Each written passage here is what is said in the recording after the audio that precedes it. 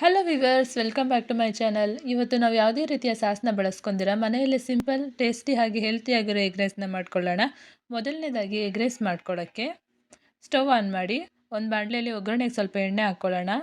ಎಣ್ಣೆ ಬಿಸಿ ಆದಮೇಲೆ 4 ಈರುಳ್ಳಿನ ಹಾಕ್ಕೊತಾ ಇದ್ದೀನಿ. ಈರುಳ್ಳಿ ಹಾಕ್ಕೊಂಡು 1-2 ನಿಮಿಷ ಚೆನ್ನಾಗಿ ಫ್ರೈ ಮಾಡ್ಕೊಳ್ಳಿ.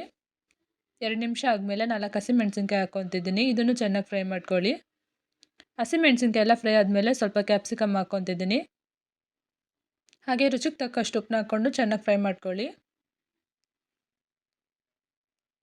ನಾನಿಲ್ಲಿ 4 ಮೊಟ್ಟೆನ ಹಾಕ್ಕೊತಿದ್ದೀನಿ.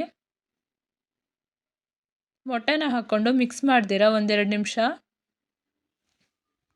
ಹಾಗೆ ಬಿಡಿ. 2 ನಿಮಿಷ ಆದಮೇಲೆ ನಿಧಾನಕ್ಕೆ ಮಿಕ್ಸ್ ಮಾಡಿಕೊಂಡು ಚೆನ್ನಾಗಿ ಫ್ರೈ ಮಾಡ್ಕೊಳ್ಳಿ. ಮೊಟ್ಟೆ ಎಲ್ಲ ಫ್ರೈ ಆದಮೇಲೆ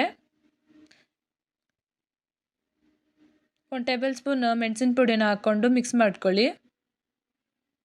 ಕೊನೆಯದಾಗಿ ಸ್ವಲ್ಪ ಕೊತ್ತಂಬರಿ ಸೊಪ್ಪು ಹಾಕ್ಕೊಂಡು ಇನ್ನೊಂದು 2 ನಿಮಿಷ ಫ್ರೈ ಮಾಡ್ಕೊಳ್ಳಿ. ಹಾಗೆ ನಾನು ಇದಕ್ಕೆ 1 ಬಟ್ಲು ಅನ್ನನ ಹಾಕ್ಕೊತಿದ್ದೀನಿ.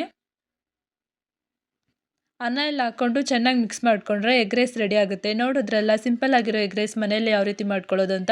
ಈ ರೆಸಿಪಿ ನಿಮಗೆ ಇಷ್ಟ ಆದರೆ ಲೈಕ್ ಮಾಡಿ, ಶೇರ್. ನಮ್ಮ ರುಚಿ ಅಡುಗೆ ಚಾನಲ್ನ ಸಬ್ಸ್ಕ್ರೈಬ್ ಮಾಡ್ಕೊಳ್ಳಿ. Thank you.